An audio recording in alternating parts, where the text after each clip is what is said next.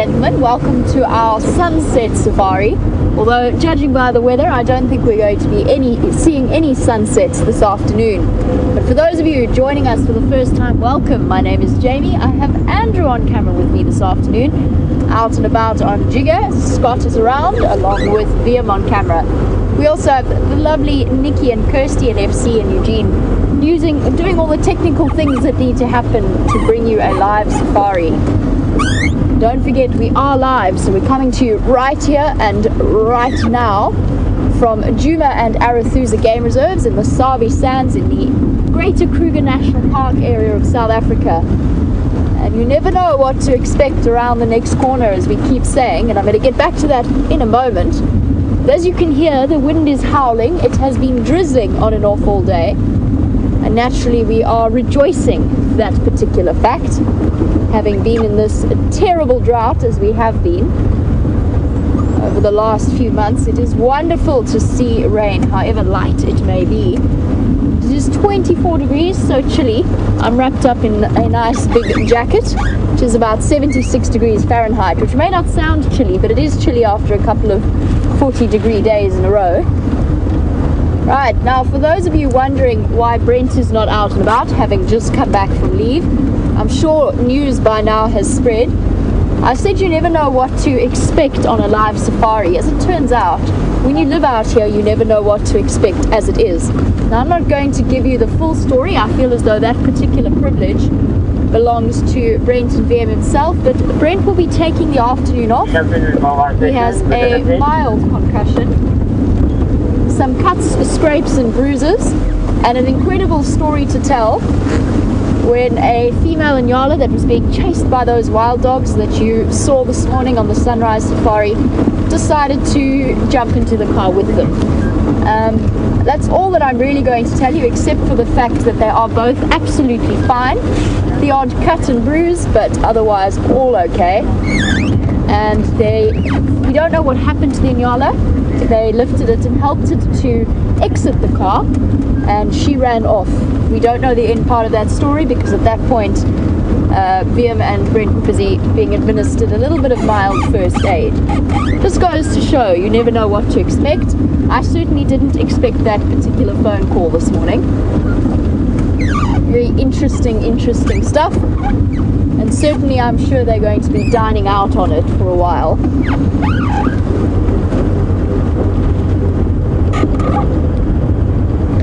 And Raisa, and I'm sure many others, you've all said you've just heard what happened and that you're glad they're okay. As you can imagine, we are too. Been tending to Brent this morning. He is a little bit cut up. Oh, that hole's getting big in the rain. Pulled a couple of grass shards out of his leg, but I'll leave the rest of the story for them to tell tomorrow. You'll have to wait for that particular privilege. I feel a bit like I'd be stealing their thunder otherwise. It definitely makes for a gripping tale. Now, as it happens, back to the update from Kevin Catfish and from Peter. You saw the wild dogs on the Djuma Dam camera shortly after the safari ended. As it happens, we saw them, or Brent and VM got a very close view of them shortly after that. So we're going to go and see if we can follow up on where those dogs have run off to. We will look left and right though, repeatedly, quite possibly ready to duck.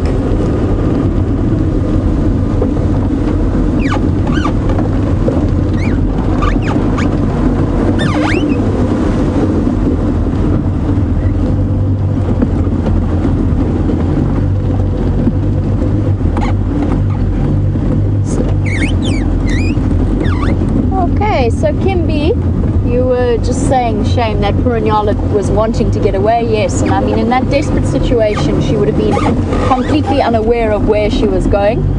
I wish we could tell you more about the end part of that story, but she was still up and running the minute they managed to get her out of the window and away from the flailing hooves. And you were just also mentioning that you're glad the hyenas didn't jump into the car with us. Obviously, I assume you're referring to that hyena fight that Brian and myself experienced a couple of days ago. And absolutely, that's why I moved the car. I'm aware of the fact that when animals are feeling threatened or they are worried for their lives, they become very different creatures and very unpredictable. So at that point, I just moved the car to get us out, and myself and Brian, especially Brian, out of harm's way.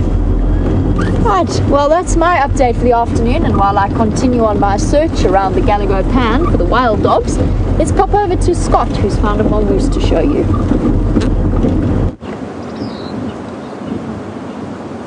Well, as Jamie searches for a larger carnivore, the wild dogs, we've stumbled upon one of the smallest carnivores out here in Africa, and it's called a dwarf mongoose. It's posing quite perfectly, actually, and the other members of this colony aren't quite as brave as this individual. If I can just ask VM, who I'm teamed up with this afternoon, to zoom out a little bit. This individual is poking its head out of a hole that leads into an old termitarium, an old termite mound, and you'll see a few other little holes, quite a few actually, and there's a few members basically in all the other holes, and they keep poking their heads out temporarily, but not quite as brave and as bold as this individual. And this may be one of their homes. Oh, I spoke too soon. Oh no, he's still there. It's camouflage, I couldn't even see it. As I was saying though, this will be one of their homes, and they'll have several kind of homes within this area, some under fallen down logs, in other termite mounds, which means they'll have places to scurry to if there are any threats, any dangers, any birds of prey or any other predators that may want to try and catch them. They've got multiple places that they can scurry off to. And actually, when we came around the corner here, they all went barreling into their own holes. I'm sure they all are interconnected.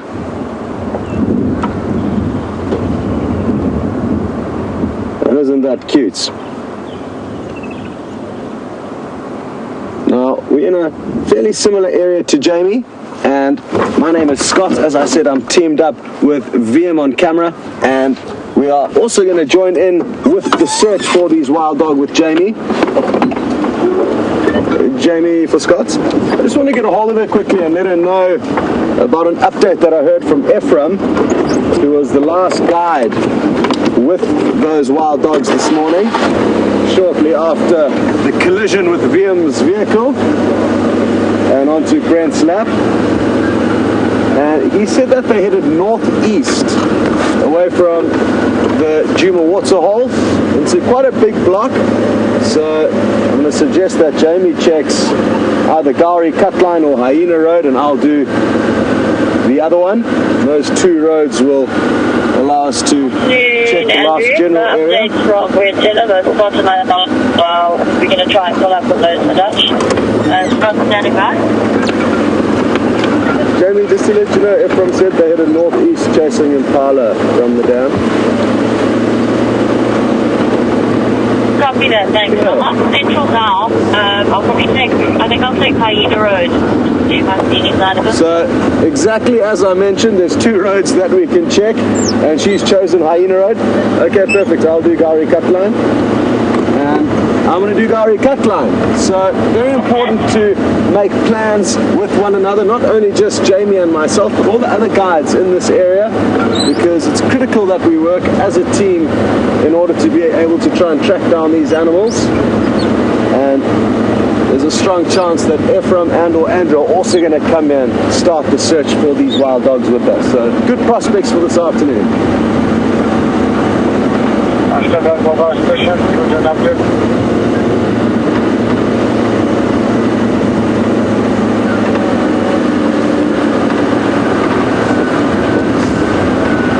Hello to Gerard again, and good to have you on board with us. And Gerard has quite aptly referred to those little dwarf mongooses as pocket rockets, and if you had have seen them exploding off away from the vehicle and down those little holes into the termite mound, you would certainly agree with Gerard. He is an ex-South African that's obviously spent a lot of time out in the bush and is now living in Saudi Arabia. So So he may well have seen those little animals scurrying around a lot on previous safaris that he's been on.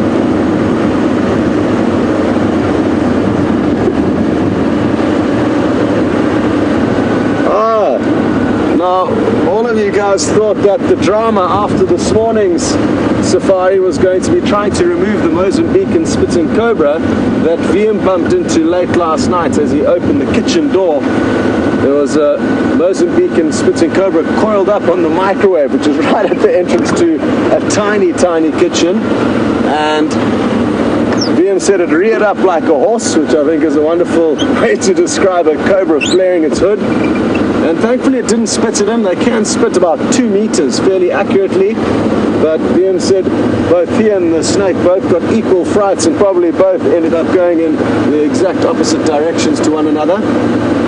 So what VM did was he closed the door to the kitchen and he lay a trail of sand across the small little gap underneath the door. And the science behind that was that he would then be able to check in the morning if the snake had slithered out.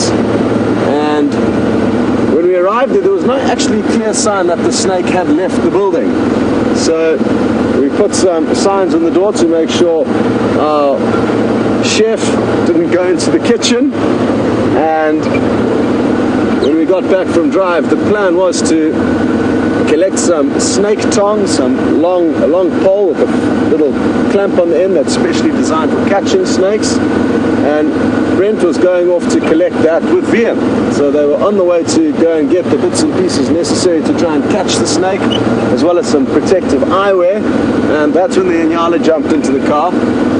So shortly after we made sure Brent was okay and examined the damage to VM's car, we then headed into the kitchen and moved the 2 big fridges around, thinking that the snake may be coiled up in the warm working part behind there. No sign of it there. We checked in and around the oven, also no sign of it in there. Basically we made sure that it was not in that kitchen, which isn't too difficult because, like I said, it's a very, very small kitchen. And we don't know where it's gone, so we'll have to try and find another snake. And I know Cheesy Cheetah was hoping that we were going to find a snake for them today, but apologies, it eluded us. You're going to have to just wait until the next opportunity arises. Okay, well, after all this talk of Inyala, I find it fitting that Jamie has found some for you to look at. See you later.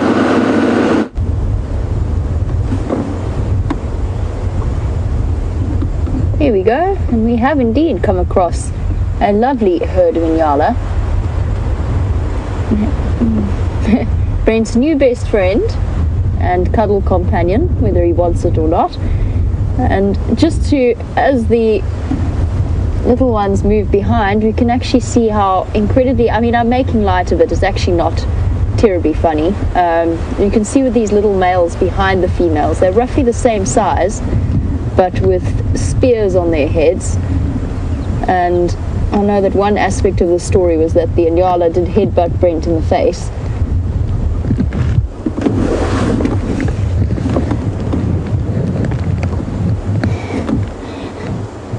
So a question from VM. He wanted to know if any of these Inyala have bandages on their heads. Not that I've seen. They all seem to be fine. Shame, that poor little female must have walked away from that with a bit of a headache, but she did walk away. Just to, well, she actually ran away, just to assure you all. These ones all look absolutely fine. They certainly don't look as though they've had an encounter with Brent Leo Smith and come off the winner. Try. Oh, there's another one coming through, actually. I think this is our Inyala herd that we've seen a few days in a row now. It's got one particular youthful individual that likes to canter around just for the fun of it, particularly on these nice, cool, cloudy, windy days. I've noticed since I began following that group of kudu that Inyala and kudu tend to be seen in roughly the same area. I wouldn't say that it's absolutely 100%, but it's the same group. But I do think that it's fairly certain. Don't those white dots look just like fingerprints? Now that I've been told that legend from Teresa about how Nyala and Kudu had legs too skinny to hold themselves up, and so the Creator reached down and helped them up, and everywhere that the Creator's hands touched them turned white. And ever since I've heard that, it's all I can see with those little fingerprint spots, particularly on the Nyala. I love that story. I think that's one of my favorite that I've heard.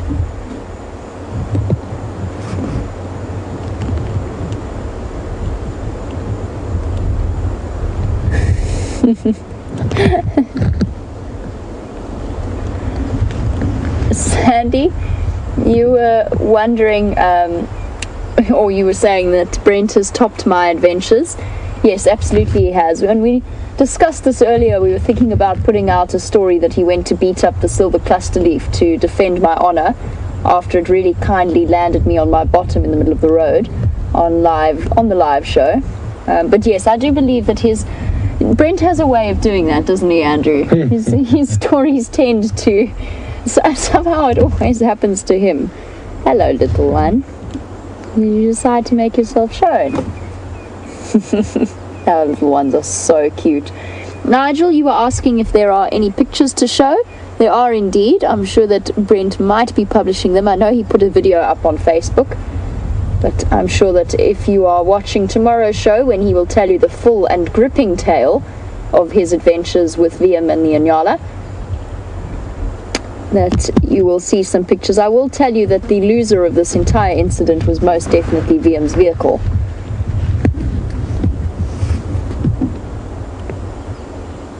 But yes, somehow Brent's story, somehow it happens to him. We did phone Graham, by the way. Graham didn't quite know whether to believe us or not after it happened.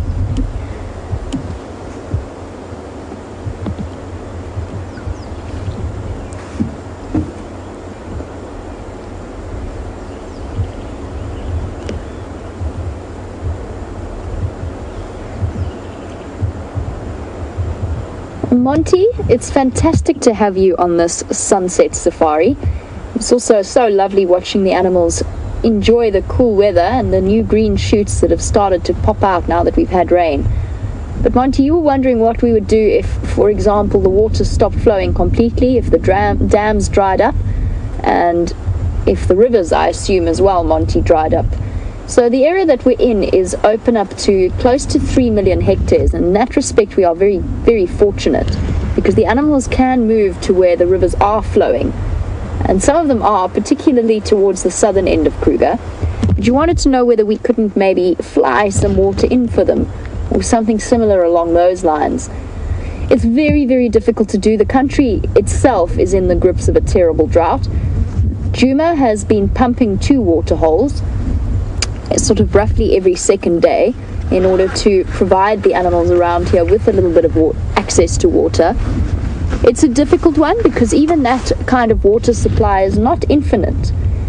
If you understand, it's all got to come from the underground water sources. It's pumped up from underground, and that supply, unless we continue to get rain, has the potential, I'm not saying it will, I'm saying it has the potential to run out, at which point the animals will have to move on. But Monty, at that point, the limit of what we can do actually sort of stops, unfortunately. We would love to be able to provide them with more. And actually, what's going to be worse to see as well is the fact that if this drought continues the way it has, and the dams don't fill up, the worst part will be the fact that there won't be enough nutritional value. And we're not going to see the impact in the next 2 months. We're going to see the impact in the next 7 months or 8 months. When we get to the end of our normal dry season, where we don't get any rain whatsoever.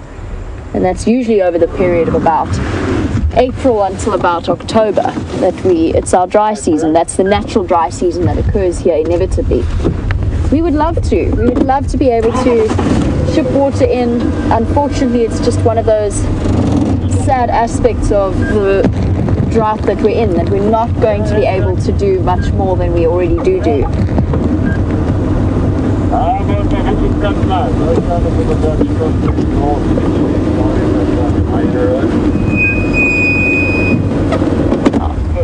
I'm just repositioning so we can get another view of these lovely Inyala, since the little one is so sweet. I also want to just say, since we've discussed the drought a bit, and I had to answer Monty's question in a slightly negative way to say that there's a limit to what we can do, but just bear in mind that these animals and these ecosystems have suffered through climate conditions like this before, long before our influence got here, and will probably continue to survive it long afterwards. And with a huge area like this, it will recover fairly quickly. And the animals, some will die, but for the most part the populations will spring back. Hello, little one. And sites like this, with the little Nyala youngsters and that Kuru youngster we had, are always a special way to just remind ourselves of the happiness that the bush has. And just to update you, Scott is checking all the way east along Buffelshoek Dam. I'm going to make my way up Hyena Road as promised to see if we can spot where those wild dogs went. These Nyala look very relaxed to me.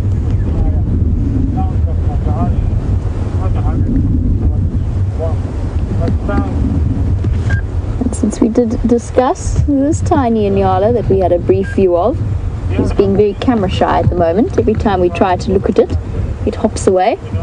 But a couple of days ago we saw a brand newly born kudu calf that was probably only a couple of hours old. It was still damp and it's definitely still wobbly. And Cloud Sharon, you were wondering if anyone has seen it. Not as far as I know. It hasn't been mentioned to me. I was not out on drive this morning, but I didn't hear any reports of that little kudu calf. Hopefully long way away from the wild dogs.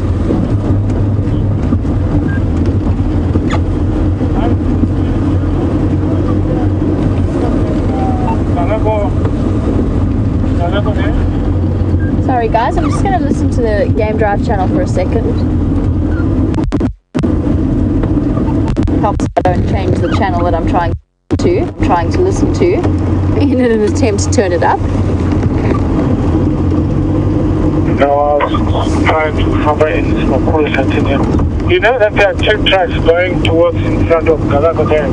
Maybe you can come into that then. Just west of this Pacific Island overall. Okay, copy? Alright, well, Scott's on his way towards an interesting sighting by the sounds of it. I'm not entirely sure what it is, and I'm not going to clog up the radio channel by asking.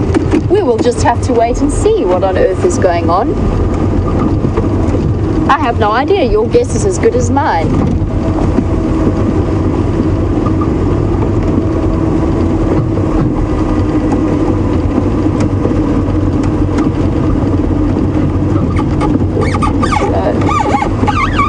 I think I'm going to get this name right. Voodoo Blue, I think a new viewer on YouTube. You were wondering which part of Africa that we are in.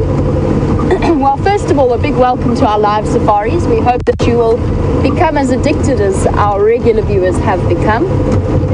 And certainly as we are ourselves to being out here.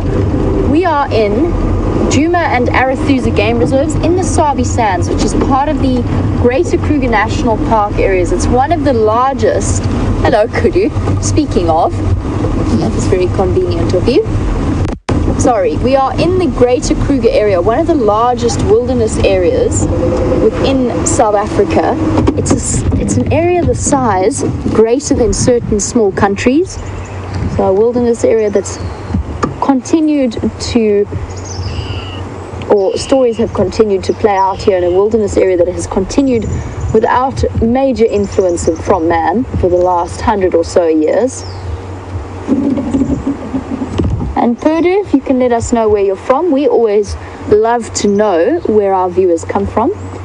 It makes for an interesting, just an interesting experience to know that how far across the globe we are reaching. But also for our regular viewers, it's always nice to hear about other Safari Live fans that are across the globe. We have viewers from Finland, the States, all the way to Japan, New Zealand. Hello, girl. sorry, I should probably actually just chat about this kudu briefly. She's also heavily pregnant. I don't think this is our new mother. Not as heavily pregnant though as some of the females that we've seen. Actually, the one on oh no, she's going to move off, never mind. I think she's going to, but she is definitely very pregnant. Have you still got audio, Jax? I'm fairly certain that this is the same group that we've been following. I wouldn't know though, because it seems as though every corner I turn around, there seems to be a pregnant kudu. There's lots and lots of them about. We thought we'd try and make it a mission to get a live kudu birth on film, and in fact Andrew and I filmed a live wildebeest birth not too long ago, and there's something so special about watching those events live. It's very touching. And no more audio, eh? Those graceful legs.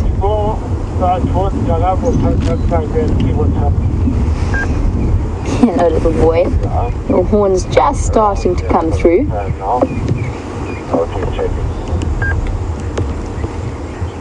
And Purdy, if you have any questions that you'd like to ask, for example, and this applies for all the new viewers, if you have any questions that you'd like to ask about the wonderful animals that you are seeing, feel free to send them through to us. We love to hear from you.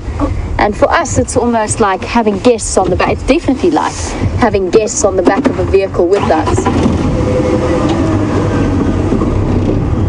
So the way it works is essentially we drive along, or sometimes we find holes, and we have a cameraman on the back who shows you and brings you some of the most incredible images that you could see out here.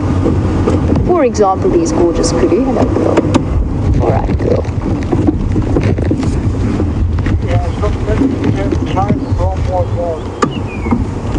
From where you are, the mission are right stretch between me and you to the west. And we did spend a considerable amount of time with the kudu around Djuma, waiting to just see if there was any chance of them giving birth. She looks as though she might pop at any moment. She really does. I don't know if it's my imagination or if I can see angles sticking out there in her belly. And Mary, you really enjoyed that sighting that we had of that young kudu calf. And I agree with you, what made it so special for us was the fact that she was so accommodating and she felt comfortable enough within our presence to actually stand right in the road about 10 meters in front of us and let her brand new calf suckle. And whether or not that was from the amount of time we spent with them, just getting them used to the car, I actually think, well, it seems as though Scott has caught up with the wild dogs. I'm going to send you across there. Start here. How will I get that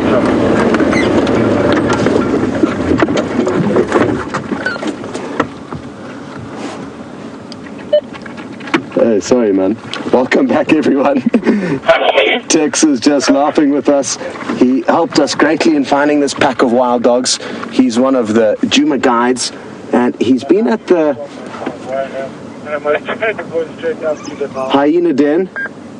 And oh, look, they've got the remains of a kill. There's a skull in the one on the left mouth there. There we go. And as I was saying, Taxon was at the hyena den. He had just arrived, and then all of a sudden he heard some strange audio being made by these critters, and the hyena all went running off towards the pack, and we raced off into the area, and jackpot. The same individuals that are responsible for chasing the Inyala into VM's car and onto Brent's lap this morning. And a fascinating fact has come through from Nikki's uncle, Phil. Hello, Phil. Great to know that you're watching. And Phil has worked out that this time last year, an elephant crashed into one of the Safari Live vehicles. And quite crazy that exactly a year to date later, Inyala has crashed into another one. So January the 16th next year, we're all going to have to keep an eye out for anything jumping towards our vehicles. So Interesting stuff. This pack in all likelihood has very recently made this kill, unless it is remains from earlier in the day, but it's not likely. Usually wild dog will kill and move away from a carcass. They won't stay with the carcass because they know that it could bring trouble, like lions or leopards or hyena. And who knows, the hyena are probably finishing off this carcass wherever the kill was made. The spinal column, the larger bones that the wild dog are not able to process as they lack the bone-crunching jaws of the hyena. This is so awesome, and what an incredibly lucky way to start the afternoon. I just need to keep everyone updated.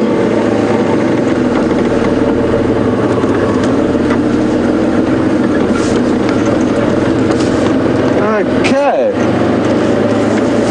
We're back on our mobile towards the drainage line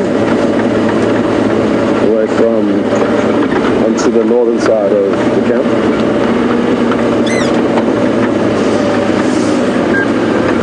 I'm the mobile to the place where you saw me earlier on. Tax in that drainage that hugs the lodge, the northern side of the lodge, down towards the dam. Ah, okay.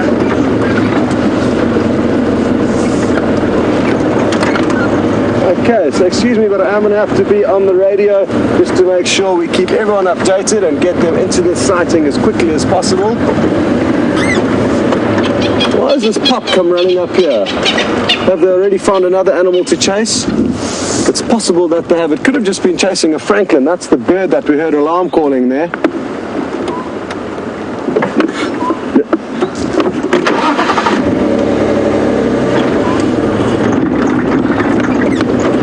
Okay. They all kind of were looking a little bit bemused, but hard to see them down in the riverbed, and I just want to get down into here where we're going to probably get some better views. Well, even though they have just caught and killed, there's a lot of wild dogs in this pack, 3 adults and 11 pups. And what that means is that we can expect them, oh, this is going to be awesome. Some great low angles. We should get them through this little gap here.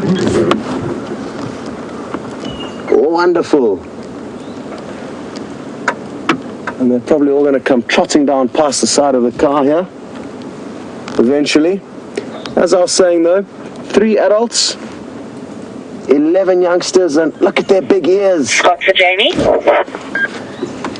Go ahead, Jamie. Scotty, just to let you know, I'm going to make my way into the area just to be on standby if you need help relocating them. I won't join the sighting unless you need me. Very good. Sounds like a good plan. And even if you look at their bellies now, they're not extremely full. Also trying to get around towards your side there. Copy that, Tax. They are now on the road heading towards, or they're heading up towards Mvubu now. Look at the one carrying a little snack along with it. The leg of an impala, it looks like. I think that looks like a young impala that they've caught. The chaos of following wild dogs has begun, so fasten your seatbelts and enjoy the ride. If this is your first safari live adventure, you must understand that this is happening right now in Africa, and it's a huge privilege for every single one of us to be following them. They're highly endangered and also highly effective hunters.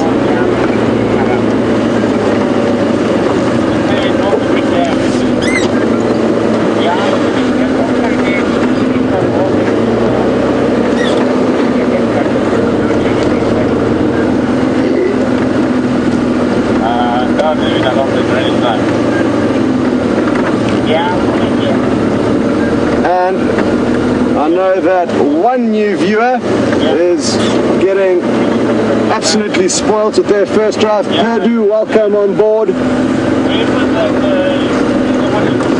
And it's not often that we get off to such a good start. It really isn't. Okay.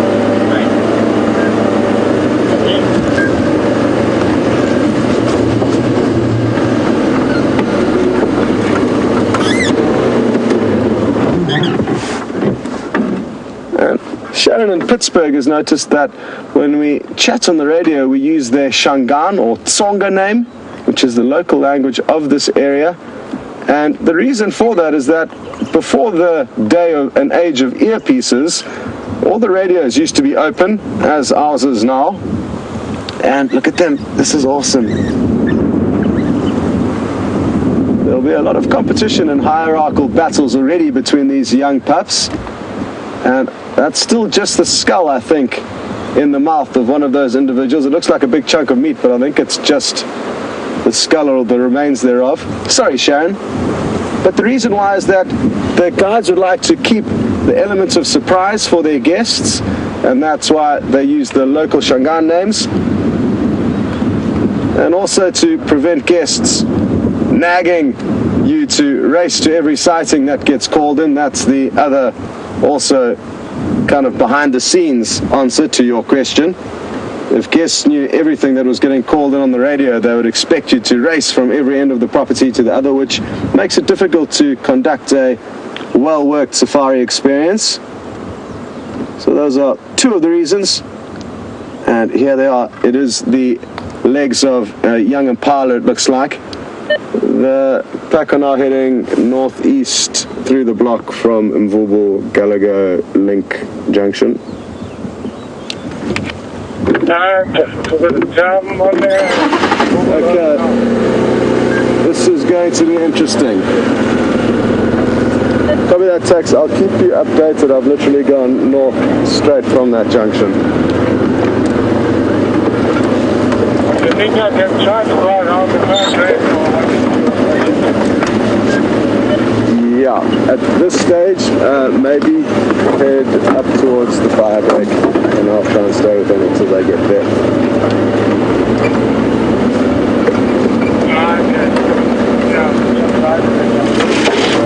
Okay, now as we off-road, you need to understand that we may drive over certain trees, but we know those ones are going to pop back up. Maybe not immediately, but in sometimes a couple of days. And essentially, we're not causing major damage to them. Certain trees, the slower growing trees, we will avoid at all costs because those are less flexible.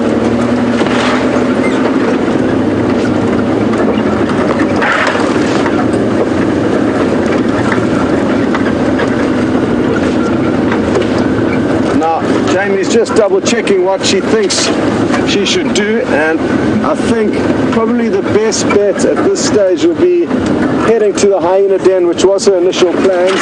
It's going to be difficult for her to assist us in this area because there's not many roads between where we are and where these animals are going. So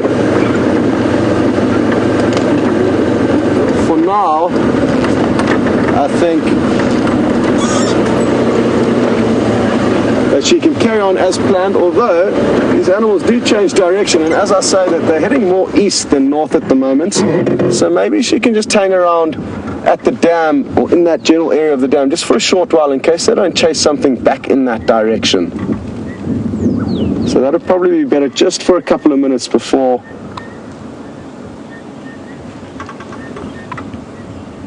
they change direction again. Tax, they're heading more east now, so maybe head along Gari Katlan that way. Okay, copy that, thanks. On that Turkish line from the Bishop Dam, we'll go on Gari Katlan. Isn't that wonderful, that high-pitched chattering? One young pup's trying to steal some scraps from another. Again, I think it's just a very small piece of remains. Donna, you are absolutely correct. These dogs are looking incredibly healthy. They're in great form. And the pups are growing quite quickly. It's soon going to be very difficult to distinguish between adults and pup. And what I've said once, and I keep saying, and even Brent was also saying this morning after drive, is that the fact that they've managed to still keep 11 pups is phenomenal, especially for this area where wild dog typically don't have the best record in terms of raising pups. And it's not their fault, it's that they live in a dangerous area. There's a lot of lion, leopard and hyena here, and that's what is the cause for a lot of the wild dog pups to be killed.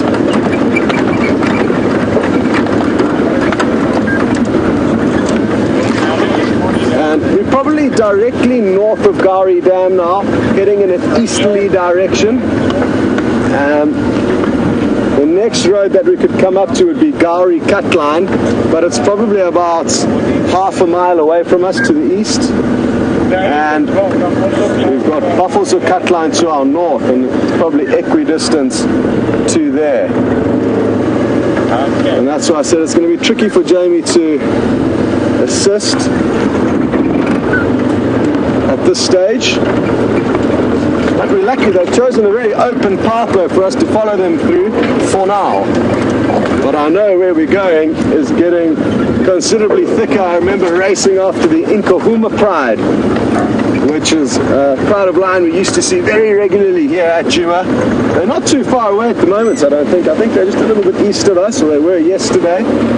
Anyway, they were chasing a large herd of buffalo, and we had to just follow a plume of dust up ahead of us, but we couldn't keep up with them, and we missed all the major action of that chase.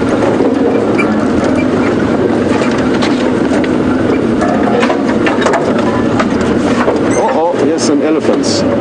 So this we need to be careful of, because if the elephants catch wind of these wild dogs, which they will, and they probably already have, the wind is blowing towards this elephant, and you can see it's got its tail held out, a very good indicator that it's not happy. And they can't see the wild dogs, but they clearly are not happy. Head up high, and this is great body language. Here go the pups chasing after them. They couldn't resist. Look at all of them. Here they go. Too good to be true. There go the Ellies, and I'm going to just try and reposition ever so slightly to see if we can't get any slightly better views. Wasn't that incredible? One of the giants of the African wilderness giving way to these tiny little wild dogs. And some of you will remember an incredible sighting of wild dogs being chased around by elephants and vice versa with Brent not too long ago. Not sure if it was the same pack. Could well have been. So 2 of the Magnificent 7 in one sighting. That's a real bonus. The wild dog and the cheetah have been added on to the big 5 to make the Magnificent 7.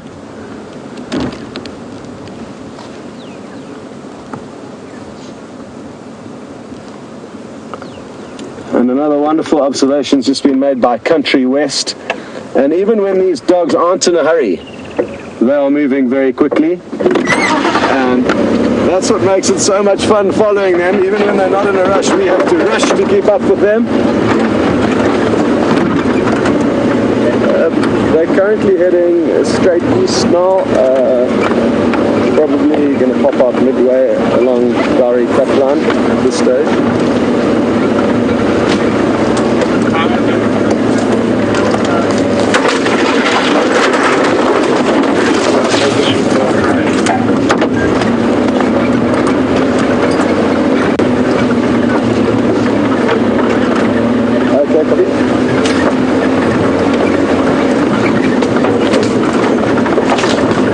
So as you can see, my routes are becoming a lot more windy now, and not as easy as it was initially, but we knew what we were getting into here, so at least I was kind of mentally prepared for this. If this was my first drive here at Djuma, I would be in not nearly as fortunate position as now after having spent a bit more time in this area.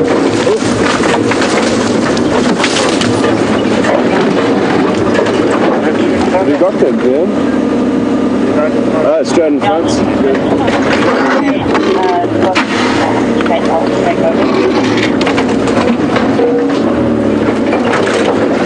Okay, just double checking that wasn't anything too serious. Thanks, Jim. And happy to hear that Jamie's standing by on Gari Cut Line, so I'm sure she's going to be able to find them soon. They're not too far from the cut line now. If you switch off, you should get my audio.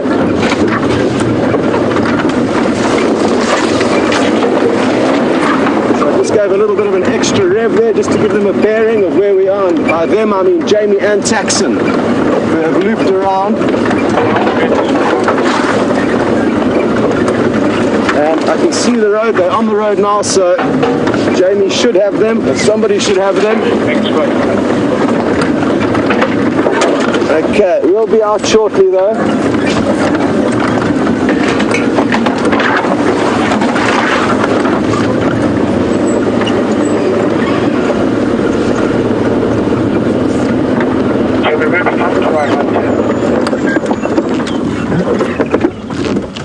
Whew, wow. Thanks, Jax. No problem. That was You don't have signal here?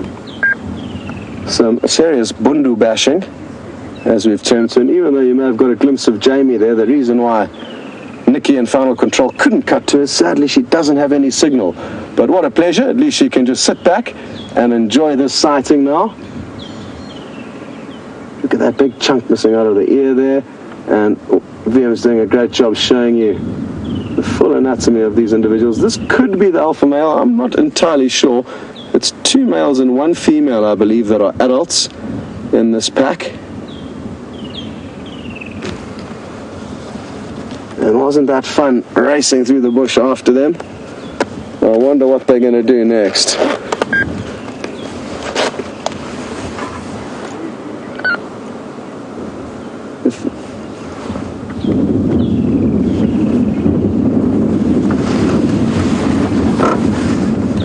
Hello to Christine, who would like to know when next will the wild dogs give birth to some pups, and it'll be in May next year.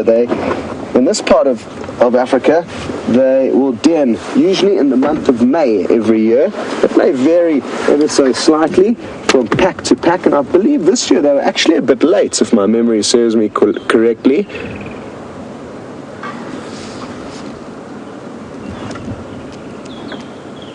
There's Jamie and Andrew, and as you can see, she's focused on enjoying the pack and didn't notice me waving at her. And we're going to send you across to a vehicle. Their signal seems to have stabilized, so now you'll get a different perspective. It'll be the same, so I'm going to make my way. I'm in the Japan area. How awesome is this? So Andrew and myself, we had a chance to join the sighting. We won't be able to stay here for too long, just because of the fact that there are other vehicles wanting to approach, so we don't need to have 2 of us here, where 1 will do.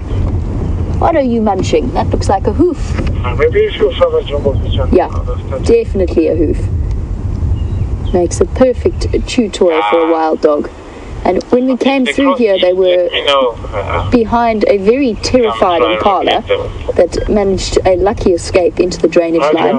I think the fact that they've clearly just eaten means that they're not putting too much effort into chasing behind it, but you can just get a rough idea of how the sighting is laid out. We have been so lucky with these wild dogs recently.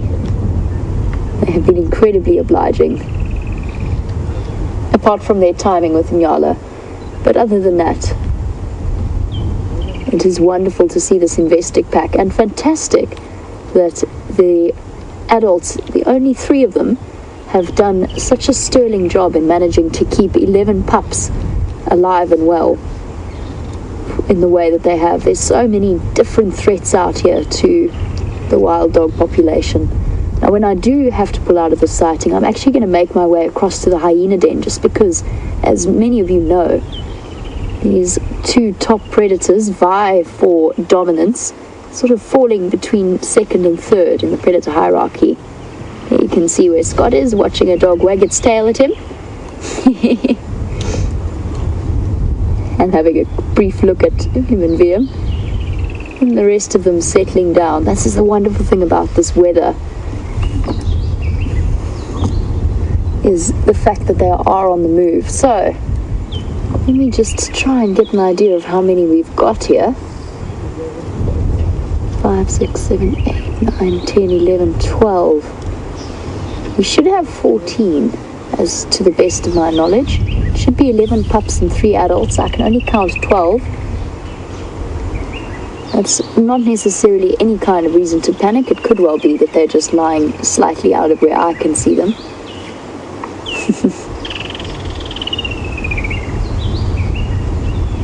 There are times in these sightings where they seem so similar to the domestic dogs that we know and love.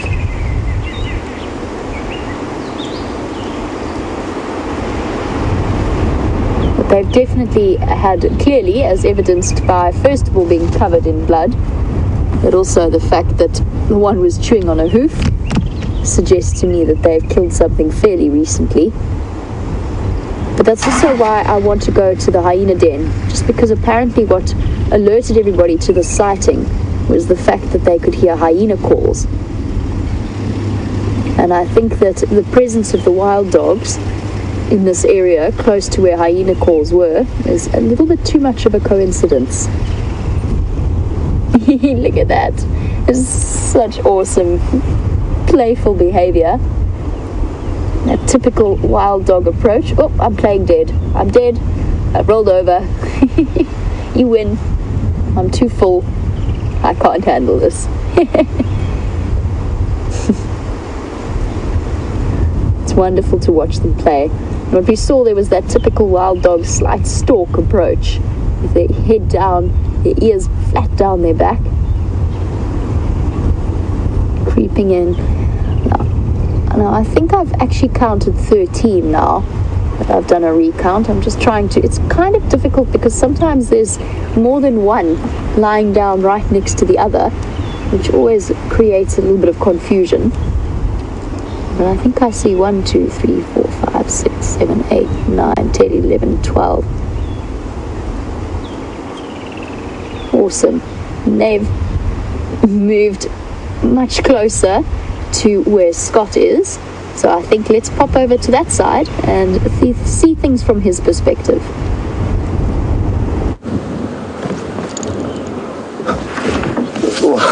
Welcome back, everyone, and I believe you've been sniping me with the super zoom from Jamie's vehicle, myself and VM. We are looking perplexed and bemused as we usually are. Now, this male that you're looking at, you can see he's looking intently back in the direction that we've come from, and that's because it looks like one of the adults is missing. It could be a pup that's missing, but there's one animal short. I'm not sure if Jamie gave you her head counts of 13, but it's the same as mine. And it's interesting that all the other kind of dogs, the pups, were not too concerned about anything. They were just lazing about and playing around, but the two adults, a male and a female, were the two that made me realize that something was kind of amiss, because they were looking back very intently in the direction we've come from, as I've said. So what often happens, it's not uncommon for wild dogs to split up, and the adult may have, oh, just want to listen carefully.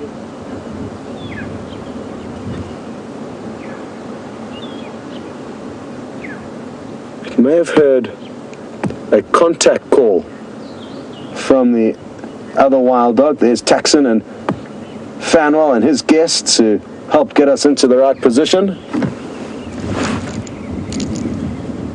He's giving us a little thumbs up there, saying no problem. So he's the man who got us into the right position at the right time, so a big thank you to him and his tracker Fanwell, a great team. Now what's interesting is they've got a number of different vocalizations, wild dog. They've got a kind of dog-like bark almost that is an almost echoing sound to it, a very deep bark that they will let off usually if they get a fright. And the only time I've seen it is when they've been startled by lion or come across lion, and or when they get startled by something at their den site. So that's the major time, most often the cause for them to let out their bark, when they get a fright or they're panicked. They've also got the high-pitched chattering that they'll communicate amongst one another with in close quarters, which we've seen a little bit of already this afternoon. And then there's also a very strange whooping howl, almost kind of like an ambulance. Wow, wow, wow. That they'll let off. That's probably not the best impersonation of the noise, but I can't quite get it down to 10. To be honest, I actually haven't heard it that many times. But that's the kind of audio that we would expect to hear for pack members that are trying to relocate one another over large distances.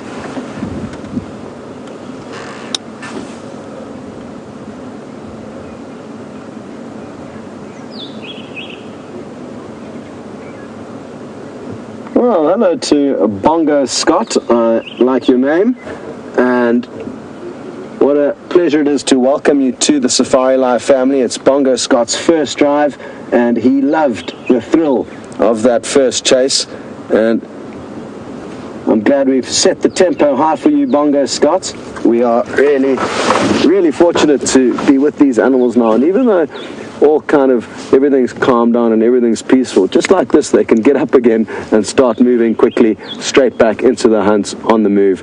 And that's why I'd suggest not going anywhere until these animals disappear. And even if they do, we don't know what we may bump into around the next corner. The great thing about them is that they could actually lead us to leopard. Often these animals will chase leopard up trees, steal their kills from them, so they're very formidable. And we've got a good afternoon lined up, so don't move a muscle.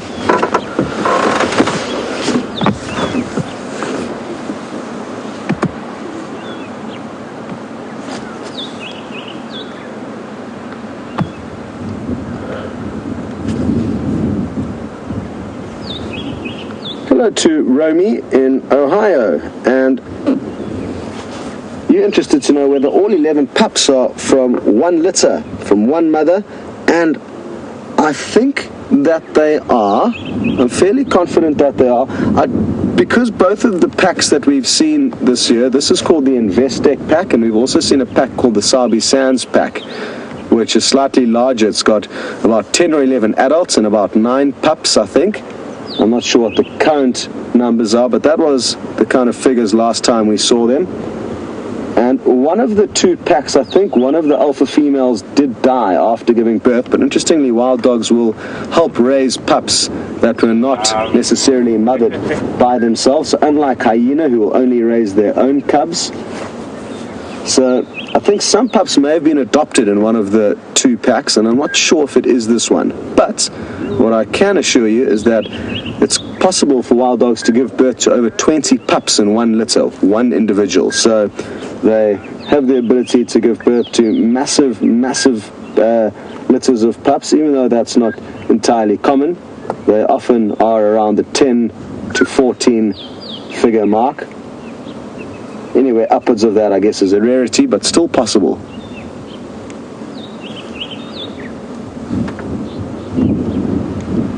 And Nikki's just mentioned to me, imagine giving birth to 20, that's just crazy, and it is. It's a remarkable figure, especially when you compare them to all the other large predators of this area. Let me reposition slightly. I'm not leaving via much of an angle here to show you the rest of the pack.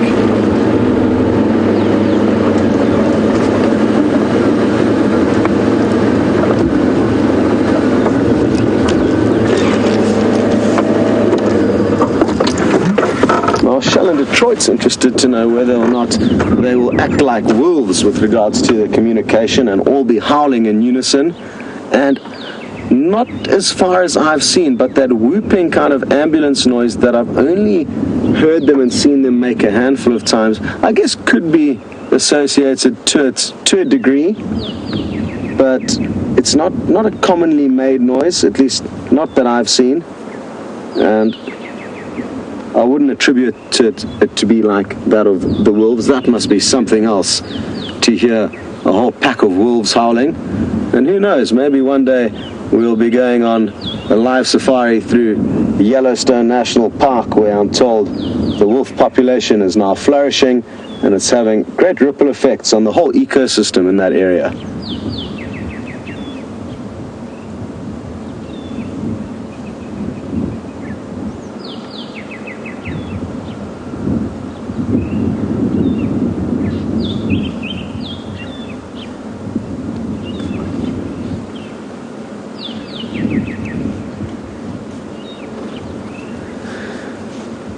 Hello to Billy Belenji. Haven't heard your name before, so welcome. And Billy Belenji would like to know, when will these pups start mating? And will their pups stay a part of this pack? Now, it's difficult to tell Billy Belenji exactly what will happen. There's no set hard and fast rule with wild dogs. What often happens with them is that members of a pack, often a couple of males and maybe even a female, so mixed sexes, will split off from a pack if it gets too big, and those are called dispersal packs.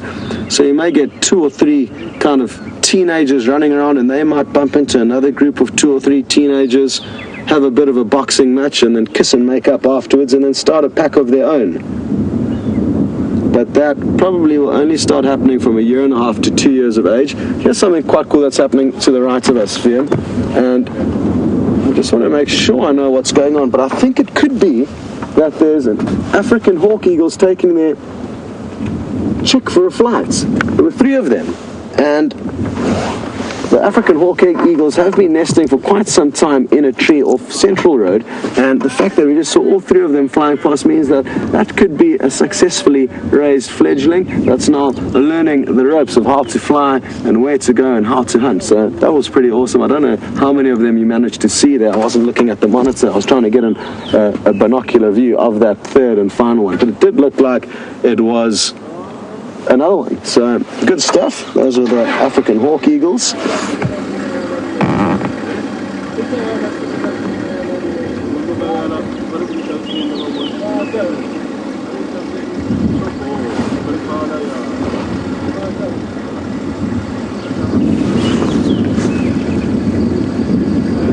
Hello to Cecilia, and you've just raised a very good point also on the topic of the pups and how much longer will we call them pups for.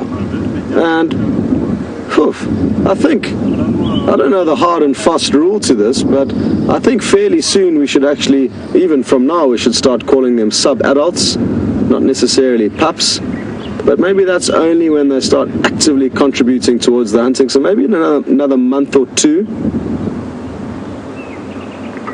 But I don't know the hard and fast rules. It'll be interesting if anyone does know a hard and fast rule to that, because it'd be wonderful if you could provide us with that interesting information.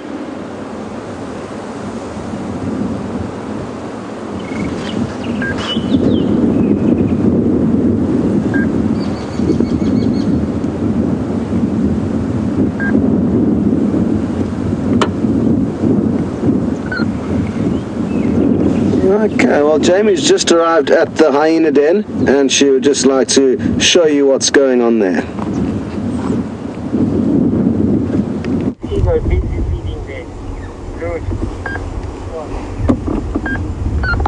I've left Scott with the wild dogs because I wanted to just come and investigate what was happening with the hyenas. And just to clarify, originally Scott found the wild dogs because one of the other guides called in sounds of hyena calling, where Scott found the wild dogs is very, very close to the hyena den at the moment. So this active hyena den at Vubu Road. I wanted to come and investigate and see whether there was any sign of the hyenas, or whether in fact they were involved in a conflict between or with the wild dogs. It does happen. We know this. Some of you may have been watching that sighting with Scott, where the wild dogs managed to corner a hyena. Its friend escaped and dashed off, and they cornered and attacked one of the lone members of this clan. And I was just wondering whether the hyenas might have become particularly defensive due to the close proximity of the clan to this hyena den. So I came to investigate. All is quiet now. I'm going to go and investigate back towards Galago Pan and some of the trickier hyena paths that I know of. I know the ways that they move around this area now. I might even go back and check the den at Galago Shortcut. It's all close to the same area. And let's see if we can't investigate and discover whether or not anything did actually happen between the hyenas and the wild dogs this afternoon, because I personally wouldn't be surprised if it did. So I'm going to head out, go and investigate and see what I can see. In the meantime, Scott is still with the wild dogs, so let's pop over there.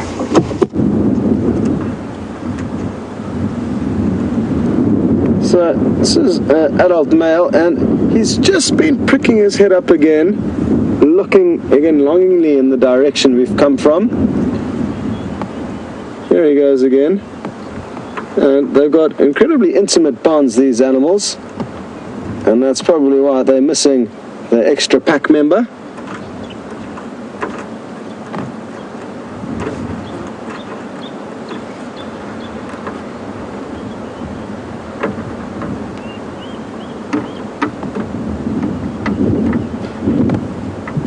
So, a couple of good questions coming through regarding the missing pack member. The first one from my good friend Matty, just 9 years old, all the way in Ohio. Hi Matty, and hope all is well with you. Matty, I'm not too sure if these two will actually go back and look for the missing member. Like I said earlier, they might use that loud whooping, ooh, ooh, ooh, kind of noise. The way I make it is probably nothing like the way they make it, but that's the kind of noise that they'll make when they're trying to get a hold of other wild dogs that are far away. But they don't do it that often, and they, I guess, rely on one another's or senses of smell and hearing to try and relocate one another. So I don't think they're